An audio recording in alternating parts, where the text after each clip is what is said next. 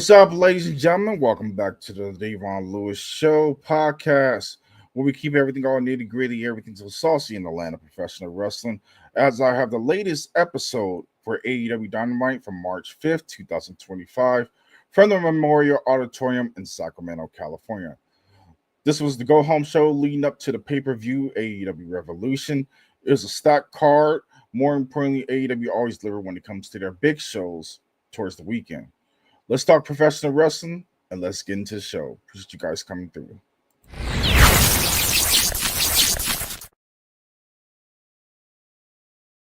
All right, ladies and gentlemen, we still kick things off with AEW with the broadcast team tossing it backstage to Maxwell Jacob Freeman, MJF. He's better than you, and you know it.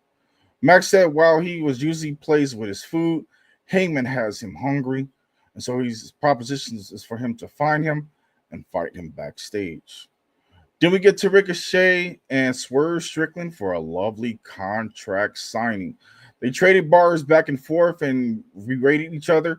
Ricochet told Strickland that he is lucky he's even considering a rematch, and Ricochet said that Ricochet will only be remembered for his ring announcer and his wife. Briefly be relevant, of course, when it came to everything that broke down. Then things took a swerve when Swerve Strickland was leaving, and Ricochet ended up getting some scissors, but Swerve got the upper hand and hit him with the scissors. Powerhouse Hobbs, in a commemoration of Mark Briscoe, Orange Cassidy, Will Ospreay, defeated Brian Keith and the Don Callis family of Brian Cage, Lance Archer, and Mark Davis. And overall, the match was solid from back and forth, and I enjoyed the pace of the match, and it had a whole lot going for it. Of course, Don Callis continues to plant the seeds when it comes to the full drama that he has continued to be having left and right when it comes to Will Ospreay, not only Kenny Omega, but the drama continues to pin as they continue to make enemies everywhere they go. What is also going on with the whole situation with Chris Jericho? He's kind of being in the background, but he continued to let Brian Keith be a part of the situation as a gun for hire when it comes to the contract status. But more importantly, the match was good for what it was. After the match, Don Callis continued the attack on the babyfaces, of course, with Don Callis' family. Brian Cage and Lance Archer did a powerbomb to Will Hobbs on the steps. Mark Davis had the sleeper hold directly on Will Ospreay through the course of after everything broke down. Then the family eventually outnumbered Ospreay, and then Kyle Fletcher comes down to assault his opponent even more. But then things took a twist where we had a little bit of swerve. We were trying to figure out what was going on with Mark Davis and Kyle Fletcher. But of course, Mark Davis ended up grabbing the chair and swinging it directly across Will Ospreay's back. But then leading more to more assault. We got a lovely brain buster from Kyle Fletcher, landing not only taking down Will Ospreay, but basically selling that injury when it came to his neck of previous issues. But Ospreay, before they left, the emotions of distress when it came to the family, and of course, things continue to break down. But the steel cage match is going to deliver, and I look forward to seeing how things continue to turn when it comes to Will Ospreay and Kyle Fletcher. Then we get to a video package coverage of the rivalry between Kenny Omega and Konosuke Takeshita. We know where things are officially leading. It's leading towards them at All In. The pace is going to be there. Texas crowd is going to enjoy it, but more importantly, I'm going to enjoy how things continue to progress when it comes to that feud that has been a standing feud. Of course, Takeshita has always had the victory over not only Kenny Omega, not once, but twice in a span of 1 week. Then Kenny Omega went away, came back, and now he's looking to stand the test of time and prove us all wrong of who he truly is. Then we get to some more singles action as we had Cope, the rated R superstar, and a battle against Willa Yuta. Of course, Cope was able to hit that lovely spear, seal the deal, and get the victory afterwards. But where things got more intriguing was when Cope shook the hand of Willer after the match, telling him that this is what true respect looks like. Willa is looking confused, and then of course, who comes out? Jon Moxley. He's coming off teed off, pissed off. He's upset on every single regard. He's pushing Willa Yuta. He's pie facing him back and forth, yelling at him until Willa Yuta had enough. He pie faced him back, left the ring as Jon Moxley is trailing right behind him, following him backstage.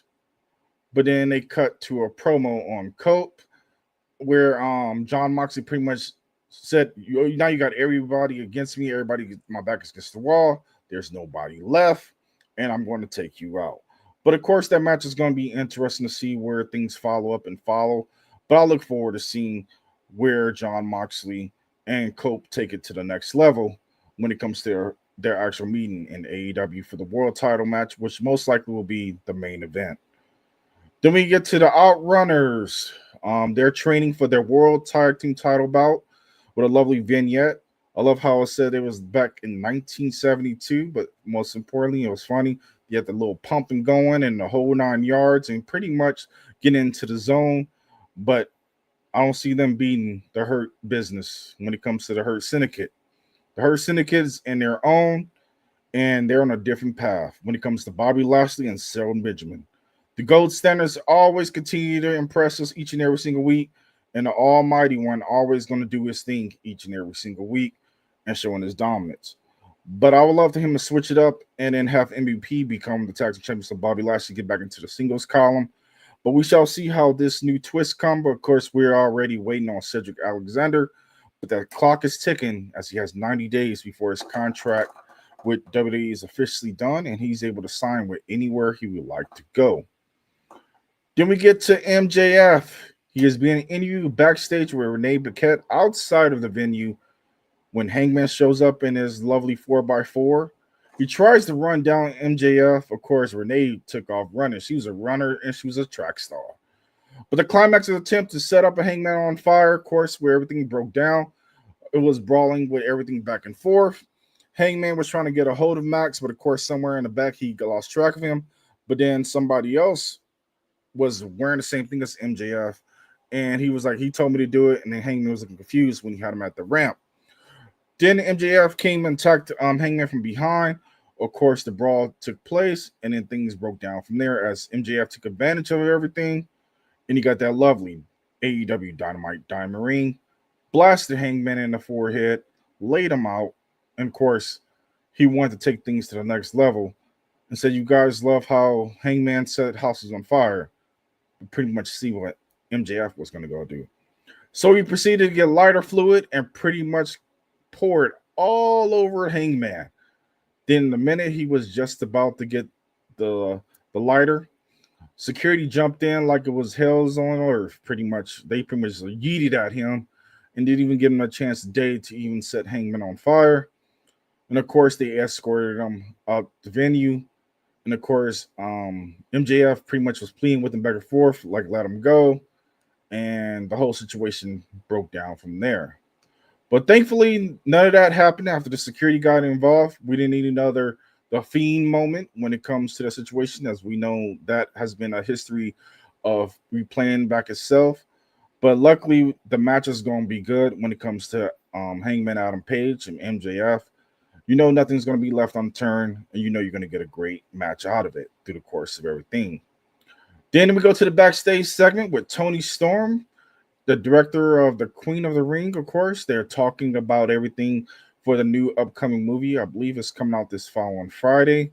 And from reviews, it looks like it's going to be a really great movie. We have Toni Storm that's involved in the movie. We also had a couple other alumni when it comes to today, Victoria and a couple other people that were involved.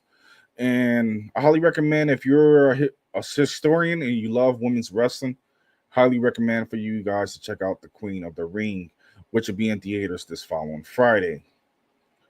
More importantly, then we get to tag team action. Megan Bayne and Penelope Ford defeated Kris Statlander and Thunder Rosa. It was an okay match. It was a lot of back and forth, but it was kind of a little bit sloppy all over the place. Somewhere around the choreography of how things supposed to play out, it got lost in the shuffle, but it should have been a whole lot better. But more importantly, Megan Bayne got the victory with that inverted F5, basically yeeted Thunder Rosa across the ring and was able to secure the victory. But in hindsight, Thunder Rosa, I don't know what's going on with her. She kind of just play in the background. Kris Statlander continue to be the MVP of the roster and holding her own. But hopefully we see a lot more when it comes to the women's division. And Penelope Ford, they're just bouncing her all around as well. Hopefully they give her a better insight to where she will be when it comes to the roster. But I like to see things get a lot better just from the women's division. Then we get to Mercedes Mone cutting a promo backstage. Mone Fillerbolt, pretty much she was talking about her upcoming match for the TBS Championship against Momo, which we know is going to be a decent, hard-hitting match. It's going to be like a strong style. But I see Mercedes getting the victory, keeping the TBS Championship. But is it getting stale? I'd like to know from you guys. Is it getting boring when it comes to Mercedes Moné? Or is she still your hot take or that number one girl that continues to get pushed down everybody's throats when it comes to AEW? From my own personal opinion, I feel like Mercedes is still hot, but at the same time, does she need all them belts to show her greatness? No, she does not, because it's taken away from other promotions who can't use those championships when it's needed because Mercedes is tied up with AEW. Then we get to Max Caster. I don't know what's going on with this gimmick, but he was set for upcoming open challenge. I'm not feeling it when it comes to Max Caster being on his own. I know they're trying to go with the whole singles run, but I prefer Max Caster to be aligned back with Anthony Bowens. They were a great tag team, and the chemistry was on par. Now this gimmick, I know he's trying to get heat, but it's like it's go away heat when it comes to the thing. It's not like Dominic Mysterio, one of them, where he feel like he's getting over to get the crowd invested to really get that true heat. It's getting that heat like we're not interested, change the channel, and it may lose views. But it'll be interesting to see what they do with this whole run of him being on a singles run. But I prefer for Max to be on his own, back in the tag team lineup. And then what's going on with the other talent that's currently a part of AEW? I know the rumors have been going that AEW is looking to cut down on the roster.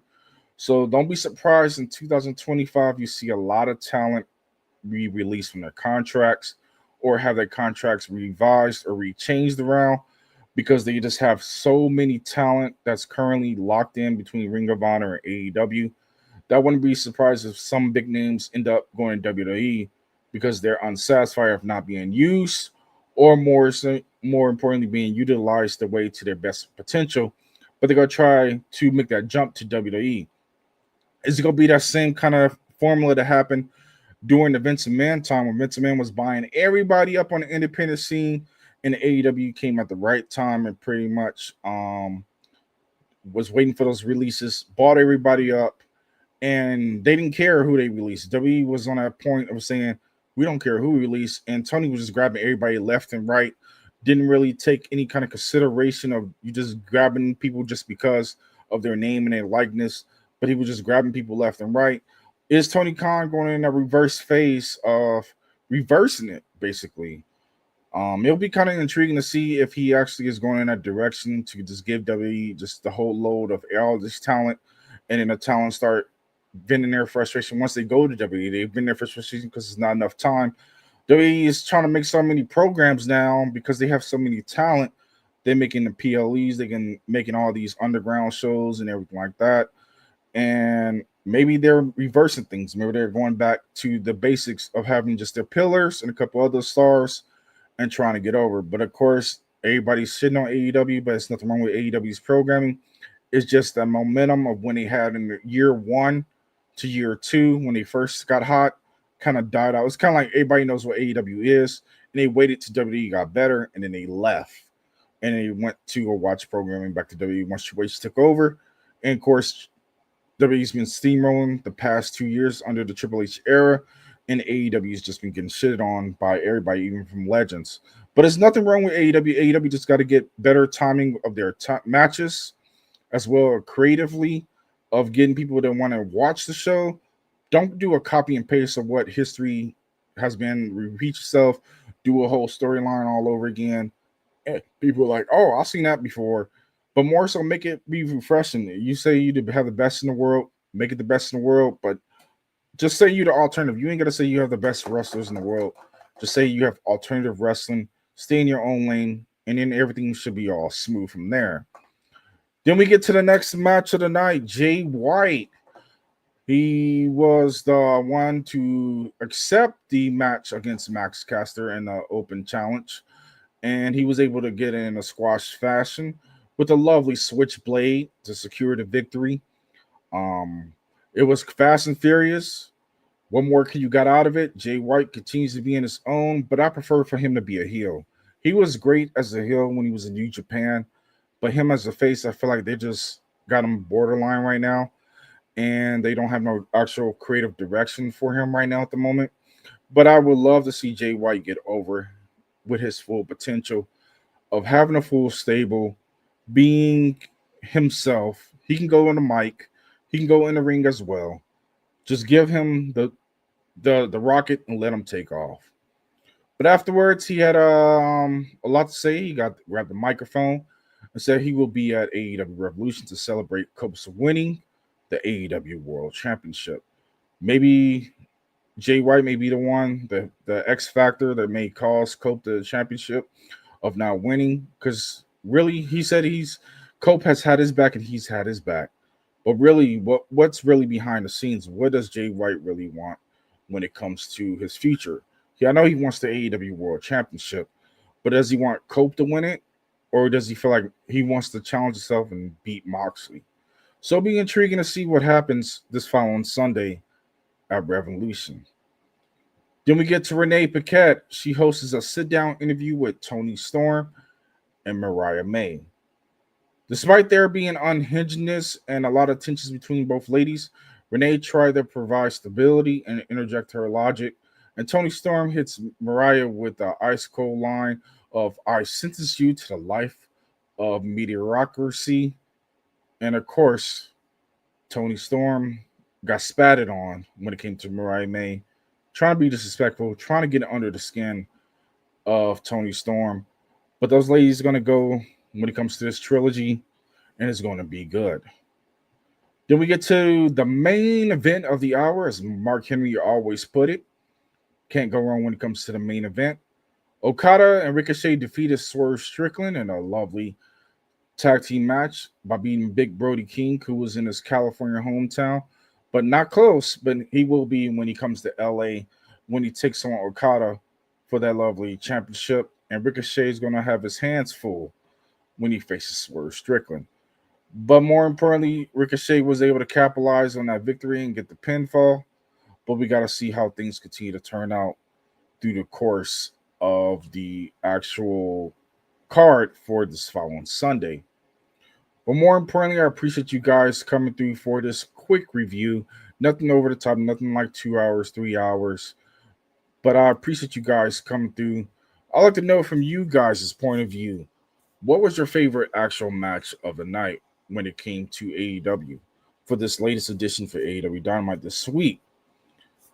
What did you like, the beginning of the show? Did you like the main event? I'd like to know what was your favorite night. More importantly, how are you feeling about the card for this Sunday? Post your comments down below. Also, I will be at the media scrum for this following Sunday in my hometown of Los Angeles at the Crypto.com arena. If you have any questions, let me know and DM me, and I pretty much will be available in the arena for the Staples Center, and I will be there for AEW Revolution to enjoy the show and be a part of the media scrum. Don't forget to smash the like button for the algorithm to keep things all running smoothly. When you hit that like button, it helps my video out to get more views, more importantly, get across more networks when it comes to the algorithm. Also, if you're on YouTube, hit that red button, subscribe. It will help out as well. And click the notification bell so you'll be notified when a new video is updated. Most of my videos are updated on all my platforms, including Twitch, Twitter, YouTube, and X as well. But I appreciate you guys coming through for this quick review for AEW Dynamite. I'm your host, Davon. I appreciate you guys coming through for the Davon Lewis Show podcast. Until the next episode, stay tuned for more wrestling news and updates, as I will have more videos throughout the week, as I will discuss W2K25 with all the latest details as I played it early as well.